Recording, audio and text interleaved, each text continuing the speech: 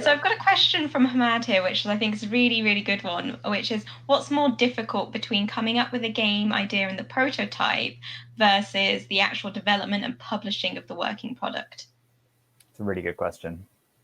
So if you look at the two things, the developing an idea from the prototype to the final product is a series of steps.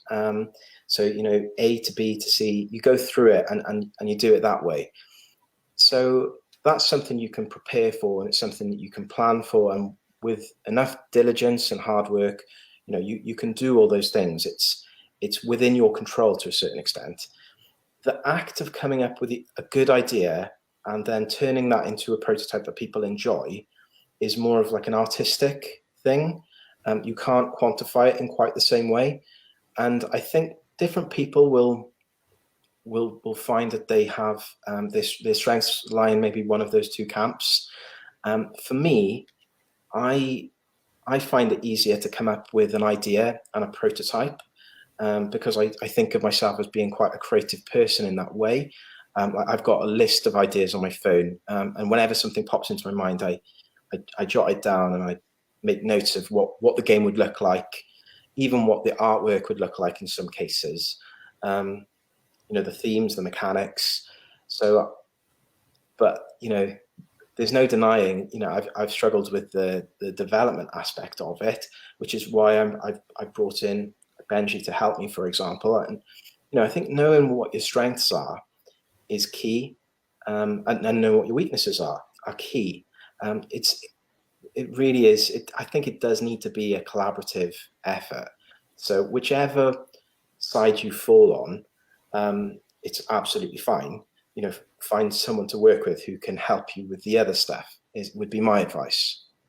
Games are never done, right? Games will go on and on forever, because even when your game hits Kickstarter, is it done when it hits the backers' hands and they start playing on the table?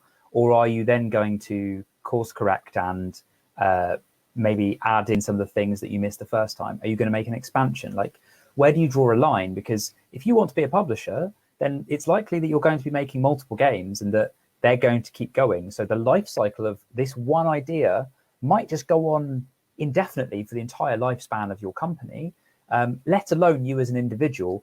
You'll never be able to shut off coming up with ideas for cards. Like that I find really fascinating. And I think you're right, Kris. There are different types of people. Some people are ideas people. Some people are the people who can do the crunch stuff. But I think certainly in my mind, the final product and having the thing be delivered into people's hands is really difficult, because it's a well that you can throw an infinite amount of resources into. Whereas at the very least, the idea and a prototype is something that you can draw an arbitrary line on. I think certainly easier than is there enough marketing? Have we got enough of an audience to launch? Have I got the best deal with my manufacturer? Like, those things just go on and on and on. At least when it's an idea or it's a prototype, that is just trapped in your own mind. You haven't got all these other outside influences on it. Yeah, good point. Yeah, definitely.